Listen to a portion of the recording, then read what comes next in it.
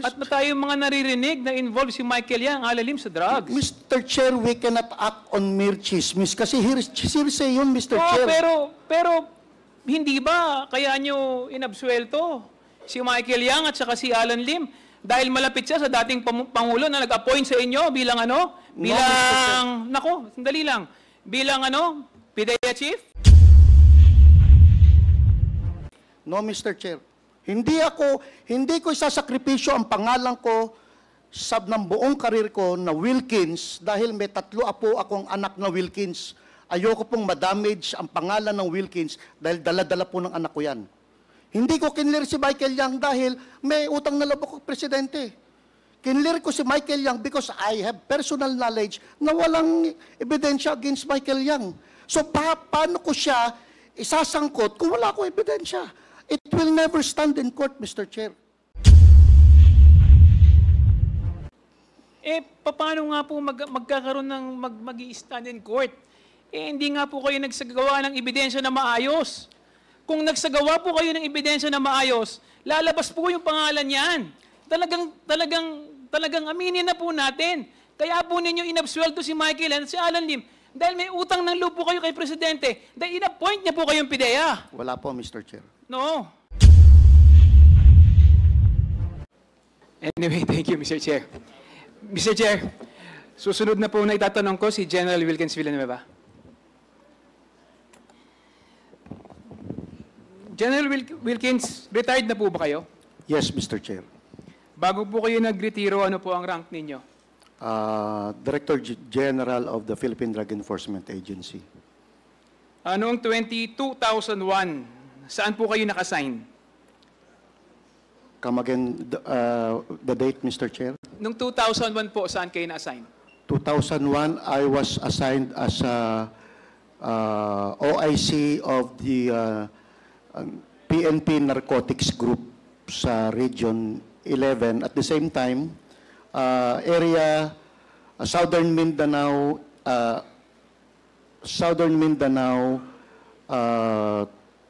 team leader po ako ng PACER during that time. General, taga Davao po ba kayo? Hindi po, Mr. Chair. Matagal na po ba ninyong kilala si former President Duterte? I was assigned in Davao from 1995 to 2007, Mr. Chair.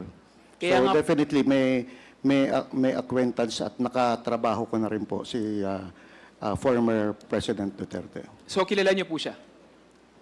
Officially, sa pagtatrabaho, yes, Mr. Chair. Malapit po ba kayo sa kanya? Law enforcers kasi, Mr. Chair, malapit talaga sa kanya, Mr. Chair. Noong 2001 ay nasa Davao po kayo, malamang alam niyo po yung nangyari may alam po kayo sa Davao Death Squad. Come again, Mr. Chair? Noong 2001 po, na-assign kayo sa Davao, malamang po may alam kayo sa Davao Death Squad. Wala po akong alam sa Davao Death Squad, Mr. Chair, kasi hindi naman po ako naging chief of police ng kahit saang station ng Davao. I was assigned, pareho kami ni Colonel Asierto, as a special unit lahat ang napuntahan ko, Mr. Chair. So hindi po kayo naka-assign sa Davao? Buong Region 11, Mr. Chair, yung assignment ko. Saan po yung Not really on Davao. But ang cover ko, Mr. Chair, is Region 11. Saan po yung opisina ninyo naka-base? Davao City, Mr. Chair. So ibig sabihin, sa tagal nyo sa Davao, hindi nyo narinig yung Davao Death Squad? May mga balita, Mr. Chair, na may Davao Death Squad. Ano po ang masasabi nyo tungkol dito? Kasi, Mr. Chair, kung araw-araw na balita, tapos hindi mo naman ma-identify, you will just accept it as it is. Na meron death squad, but you don't know who they are. General Villanueva, kilala niyo po ba si Arturo Las Cañas? Hindi po, Mr. Chair. Hindi po kayo magkakilala? Hindi ko kilala kahit, hindi ko man lang nakita ang mukha niyan, Mr. Chair, for my almost 12 years. Okay po. Sir, naging head po kayo ng PIDEA, tama po ba? Opo, Mr. Chair. Masasabi po ba natin na ang PIDEA is mahalagang component yan ng war on drugs ng ating Pangulong Duterte noong panahon niya? Yes, Mr. Chair. Ibig sabihin po, pinagkakatiwalaan niya po kayo? Yes, Mr. Chair, but I just want to explain, 2020 po ako nag-Director General ng PIDEA. Tama po, pero siyempre, pinagkakatiwalaan niya po kayo, kaya niya kayo in-appoint doon. Yes, Mr. Chair. Ibig sabihin po sa pagtitiwala na yon, kilala niya po kayo. Yes, Mr. Chair. At kilala niyo rin po siya. Yes, Mr. Chair. Meron po ba kayong personal na relasyon? Wala po, Mr. Chair. Ang relasyon po namin, pag droga, akin. Walang pakialam kahit kay Nino. Kahit polis, walang pakialam. Pag droga, PIDEA. Masasabi niyo po ba na ang war on drugs si Presidente Duterte ay isang naging success? Mr. Chair, except for those EJ case, as far as barangay drug clearing is concerned, talagang malaki ang diferensya ng war on drugs. Alam niyo po sa artikulo, merong artikulong nilabas na sinabi niyo doon yung inyong mga accomplishment. Merong 406 elected officials, 127 members of the uniformed services, at kung ano-ano pa. Pero hindi niyo nabanggit doon sa report ninyo kung ilan yung namatay doon sa war on drugs. Meron po ba kayong tali ng panahon na yon ng PIDEA? Mr. Chair, during that time kasi, Mr. Chair, PNP po ang nagbibigay niyan eh. Kasi sa PIDEA, kung ano lang yung operation namin, yun lang pwede namin ibigay. But I cannot say anything dun sa namamatay nang hindi ko, wala naman kaming knowledge. For example, yung mga death under investigation. Sa police po yan, Mr. Chair. Eh. Hindi ba kayo kasama doon? Hindi ba Hindi kayo po kami ini-inform ng kasama ano? doon. Hindi ba kayo ini-inform ng opisina ninyo, ng PNP? Kahit- Or wala ba kayong joint operation? Kahit nga DOJ, Mr. Chair, hindi makakuha halos ng data from the PNP during that time. So wala kayong joint operation? Meron kami joint operation, Mr. Chair. And some of them resulted to death of those suspects. But, Mr. Chair, we also share death sa aming mga kasama. Pero kanina sinabi mo na pagdating sa drugs sa Jew eh. Eh ba't ngayon sinasabi mo hindi kumukonekta sa PNP? Pero sinabi mo kanina, sabi ni Pangulong Duterte, pag drugs akin, sabi mo eh. Yes, Mr. Chair. Oh, bakit ngayon itinatanggi mo na sinasabi mo, tinuturo mo PNP? Eh, sila yung may information about death sa yung death under investigation, Mr. Chair. Eh. But it is about drugs. We cannot say if it's immediately about drugs or not because they are still under investigation. Okay. Ito po bang si Colonel Acerto, kilala niyo po ba siya? Kilala ko po yan, Mr. Chair. Kasama Paano ko po kayo talaga. nagkakilala? Kasama ko po dati pa yan, nung nasa academy pa kami, pareho po kami shooter nung kadete pa kami. And then, nung nag-narcom ako, nag-PIDEA ako, nasa EDSOT po siya, magkasama rin po kami halos. Aware po ba kayo tungkol sa intel report na ginawa niya tungkol kay Michael Yang, Alan Lim, Johnson Chua at si Alan C.? Aware po ba kayo dun sa report na ginawa niya tungkol sa Shabu Lab raid sa Davao? Mr. Chair, yung Shabu Lab raid sa Davao, akin yun, Mr. Chair. Isinama ko lang siya dahil gusto naming mag-collaborate ang PNP at PIDEA during that time. Pero initially, meron siyang information na merong personality na gumagamit ng certain cellphone na traced sa Davao. But yung laboratory, wala pa po siyang idea about that. Kami po ang unang nakapunta sa Arlene apartment at ma-identify lahat ng personalities na naandun. Hanggang sa itinuro po kami for 2 months na ituro kami sa Dumoy clandestine laboratory, Mr. Chair. So, pero yung kasama na sila during the surveillance operation. So inaamin po ninyo na yung operation na yun ay sa PIDEA? Joint operation yun, Mr. Chair. So nakarating po ba yung report nito kay sa dating Pangulo na Duterte? Naibigay niyo po ba yung report sa kanya regarding dito? Regarding kanino po, Mr. Chair? Doon Na sa pangalan? ano nyo, operation ninyo? Yeah, operation before the actual actual clandestine laboratory operation, kinausap po natin ang aming si Mayor Duterte. Hindi po ba kasama si Michael Yang doon sa binanggit niyang sangkot sa droga noong 2024 ni Acerto? Balik tayo sa Mr. Chair. Noong 2004, wala pong Michael Yang doon, Mr. Chair. Ngayon, yung 2024, hindi ko na po alam yung kasi wala akong information, Mr. Chair. Yung Michael Yang na nasa 2020 na kinlear ninyo, ito po ba yung Michael Yang na inappoint ni Presidente Duterte na economic advisor niya? Yes, Mr. Chair. ito rin ba yung businessman na taga Davao na malapit kay Pangulong Duterte? Yes, Mr. Chair. Tama po ba yung rinig ko kanina na ikinlir nyo si Michael Yang at sinabi niyong wala siyang kinalaman sa droga? Mr. Chair, kasi wala nang immediate na ebidensya na si Michael Yang sangkot sa droga. Ang information lang ni Colonel Asierto is yung information coming from informant na hindi pa, ang tawag sa amin noon, Mr. Chair, is raw information that needs validation. Now, kung ikaw ang may information on being an operative for so long, kung ikaw ang may information on dapat, aside from reporting it to your chief PNP, dapat nagkanda ka na ng validation. Kasi ikaw ang may information eh. So, Mr. General Wilkins, anong pamamaraan yung ginamit nyo para masabi nyo o malinis ninyo yung pangalan ni Michael Yang at kanyang mga kasamahan?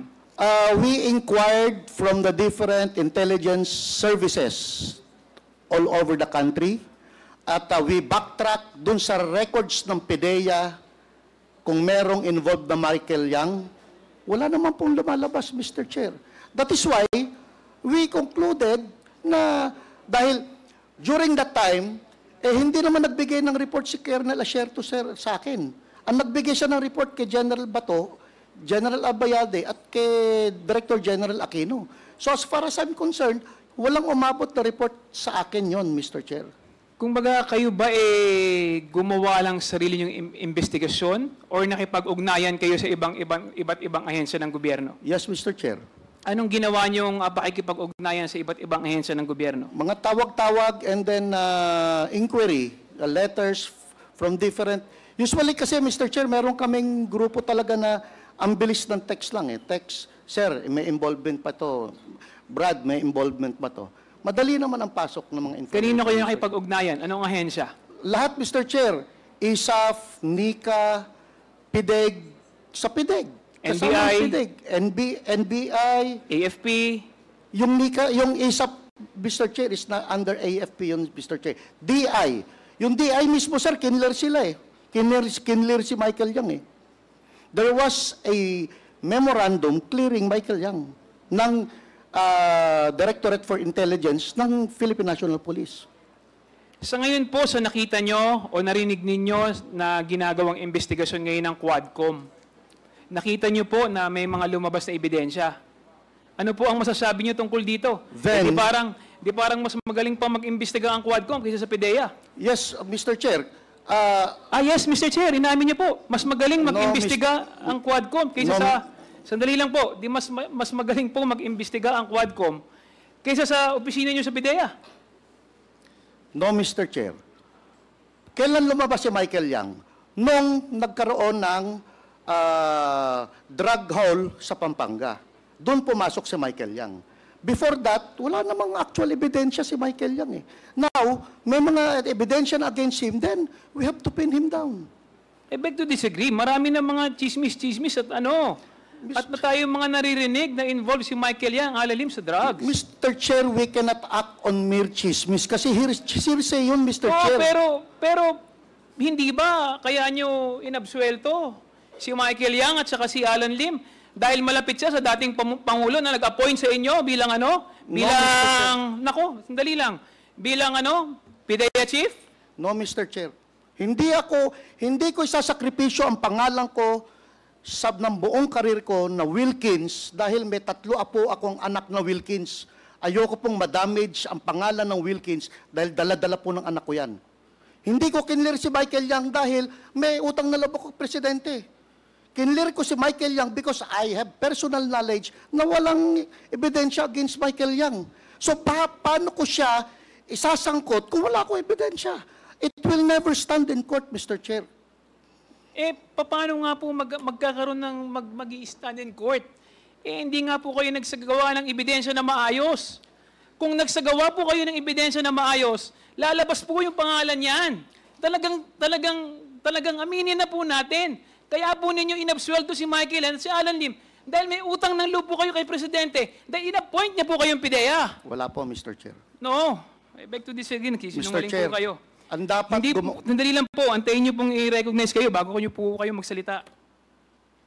Mr. Chair, alam po natin na talagang ang dahilan po, no, ng pag-absuelto ng PIDEA dati kay Michael Yang at Alan Lim, dahil po in-appoint nga po ni Presidente si Wilkins Villanueva bilang Director General ng PIDEA. Yun ang dahilan.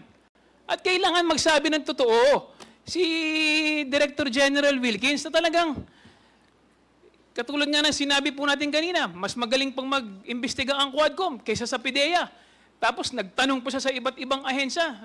Sinasabi nila na walang lumabas na ebidensya. Mr. Chair, can I ask question kay Mr. Jimmy Guban lang po in connection sa tinanong ni Congressman Luistro. Please proceed. Mr. Jimmy Guban, kanina may binanggit ka na sabi mo, save the Queen, that they wanted to be the next president. Maaari po bang pakilinaw ito at sino po yung tinutukoy ninyo? Your Honor, that involves already tight security, Your Honor, in my family again. Ayusin ko muna security ko, Your Honor, and I will divulge who are the implementors of that, Your Honor. Kasi binanggit mo na kanina rito no? So gusto lang nating i-elaborate sana. May binanggit ka na save the Queen, that they wanted to be the next president. So napakagulo ng statement na to. Gusto lang natin malinawan kung anong ibig mo sabihin dito. Your Honor, thank you very much dahil, again, Your Honor, hindi lang po ang patayan sa regular na street sa labas. Sa Bureau of Customs ho, if you will remember, Your Honors, the Honorable Chairman, ilan po ang pinatay sa Bureau of Customs? 3, 5 customs employees. Paglabas ng opisina, binabaril na lang, patay. I think may nabuhay yata isa, dalawa. Nasa kulungan na po ako, Your Honor, pero minsan may nakakausap. So, that is part of the Davao Mafia, Your Honor.